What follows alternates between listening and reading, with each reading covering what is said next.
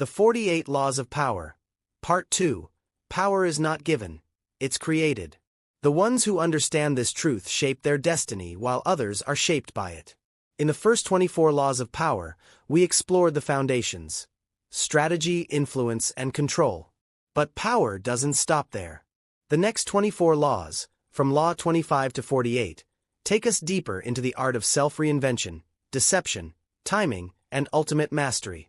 These laws reveal not only how to rise but how to stay on top once you get there. This is the continuation of the 48 Laws of Power, the second half of your journey to mastering the hidden dynamics of influence. Power begins with identity. Law 25 teaches that you must recreate yourself. Never accept the roles that society or circumstance forces upon you. The powerful understand that identity is not found, it's designed. They shape how they're seen, how they're spoken about, and how they're remembered. Like an artist with a blank canvas, they paint their reputation with precision. Napoleon Bonaparte was not born an emperor. He became one by shaping his persona, by rewriting the story of who he was meant to be. You too can design yourself. Reinvent, redefine, and rise. As you climb, however, you must keep your hands clean. Law 26 reminds us that the powerful appear pure, even when their actions are ruthless behind the scenes. The true masters of power understand that perception is everything. They let others handle the dirty work while they remain untarnished. The Medici family of Renaissance Florence ruled through influence, but rarely through open force. Their secret was simplicity. Stay spotless in public, and let the loyal do what you cannot afford to be seen doing. Protect your image at all costs, for a clean reputation is your most valuable weapon. But no leader can rule without belief.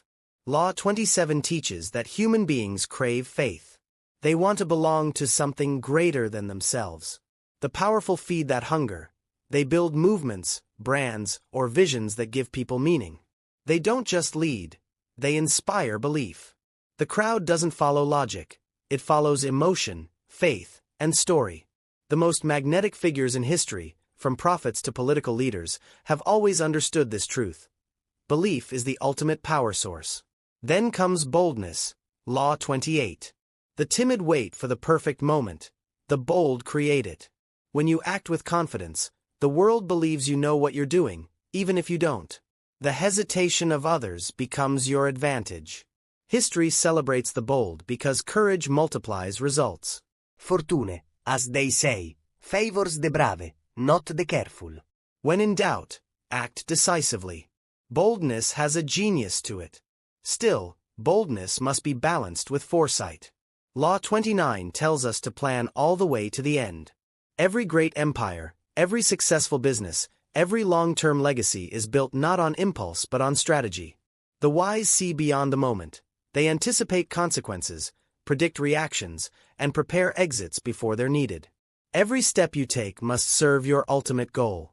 Think not of today's victory, but of the game 10 moves ahead. Law 30 introduces the illusion of effortlessness. True power hides the sweat. When you show how hard you work, you appear desperate.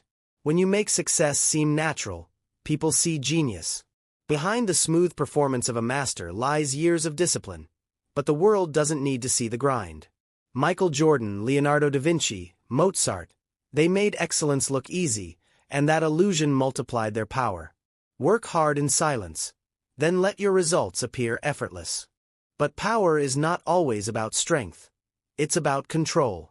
Law 31 reveals the art of shaping choices. The powerful don't force obedience.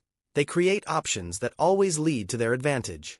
Like a chess master who sets up the board so that no matter how the opponent moves, they win.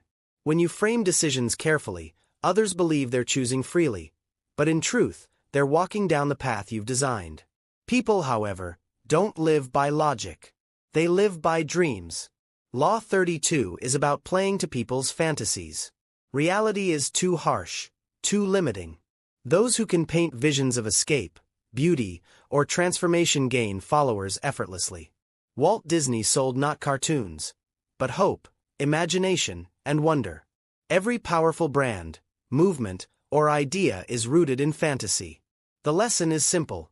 Don't offer the world what it needs. Offer what it wishes for. Law 33 reminds us that everyone has a weakness, a thumbscrew, as Greene calls it. It might be pride, greed, fear, or love. The observant can find it. The manipulator can use it. But the wise use it to understand, not to destroy. To influence people, you must know what drives them. Listen more than you speak. Study more than you act. Power often comes not from strength but from insight into human nature. In Law 34, we learn to act like royalty, not by blood, but by behavior. Carry yourself with dignity, confidence, and calm self-assurance. When you act like a king or queen, the world treats you accordingly. Respect begins with self-respect. Even when you have nothing, behave as if you already own the crown, because perception becomes reality. Timing is everything. That's Law 35. The impatient ruin opportunities by acting too soon. The slow lose them by waiting too long. Those who master timing understand rhythm, the rhythm of people, events, and emotion. Like a surfer riding waves, they sense when to move and when to wait.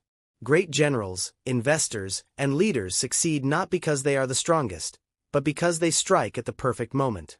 But power also requires emotional discipline. Law 36 teaches you to ignore what you can't have. The things just out of reach are traps. They consume your attention and drain your strength. When you show frustration or envy, you lose leverage. The powerful appear indifferent. What you can't control, you must disregard. Focus is power, and indifference is its shield. Law 37 tells us that power loves spectacle. Humans are visual creatures. We remember images, not arguments. Julius Caesar understood this when he staged dramatic public parades after victories. He didn't just win wars, he performed them. In today's world, this law still rules. Whether you're launching a business or building a brand, create moments people remember. The spectacle becomes your story. In Law 38, Greene reminds us to think as you like, but behave like others. Appear to blend in. The moment you reveal your difference too soon, people feel threatened. Galileo understood this when he publicly conformed to the church, while privately holding to the truth. The wise adapt outwardly while keeping their inner vision intact. Camouflage is not weakness, it's survival. Law 39 is strategic psychology. Stir up waters to catch fish. When you provoke emotion in others, you control the situation. People reveal their true selves when angry or off balance. The calm player always wins the chaotic game.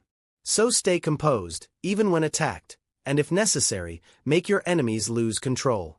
Emotional mastery is power in motion. Law 40 teaches independence. Despise the free lunch. Nothing is free. Every favor carries a hidden chain. The powerful prefer to pay their own way because dependency is slavery disguised as generosity. True freedom is expensive and worth every cost. Law 41 warns, never step into a great man's shoes. When you follow in someone else's footsteps, comparison kills originality. The shadow of a legend is too long to stand under. Forge your own identity. Create something new, something distinctly yours. Legacy cannot be inherited, it must be built. Law 42 unveils the strategy of removing the source, not the symptom. When chaos surrounds you, find the shepherd, the influencer, the leader, the manipulator, and remove them. The crowd will scatter on its own. Power often concentrates in one person's hands. Break that chain, and control shifts instantly. Law 43 is about the heart. The powerful don't lead through fear alone. They win minds and hearts. Force creates obedience. Emotion creates loyalty. The great leaders, from Lincoln to Mandela, didn't just command, they inspired.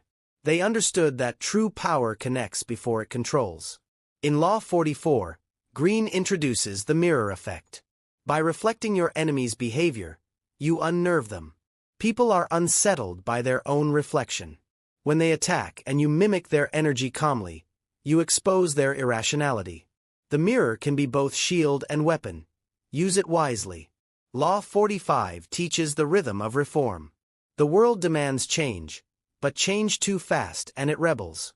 The wise reformer moves slowly, guiding evolution instead of forcing revolution. Too much change too soon creates fear. Gradual transformation creates acceptance. Move the mountain one stone at a time. Law 46 carries a warning. Never appear too perfect. Perfection provokes envy, and envy turns allies into enemies. Show vulnerability. Reveal a flaw or two. It makes you human, relatable, and safe to others. People forgive imperfection. They resent flawlessness. Then comes Law 47.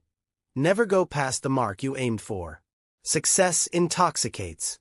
It tempts you to push further, to take one more step. But that step often leads to downfall. Napoleon could have stopped after Europe, but ambition blinded him. The moment you've achieved your goal, pause. Control your victory before it controls you. And finally, Law 48, the most profound of them all, assume formlessness. Everything that becomes rigid eventually breaks. Power belongs to those who can adapt, transform, and flow like water. Bruce Lee said, "Be water, my friend." To be formless is to be untouchable. You can't fight what has no fixed shape. The powerful are unpredictable, ever-evolving, and unstoppable because they refuse to be defined by one form, one strategy, or one identity. So what do these 24 laws teach us? They reveal that power is not evil. It's neutral. It's a force, like fire, capable of destruction or creation. The question is, how will you use it? The weak fear power. The wise respect it. The masters learn to wield it with intelligence, restraint, and purpose. Power doesn't belong to those who crave control. It belongs to those who control themselves first.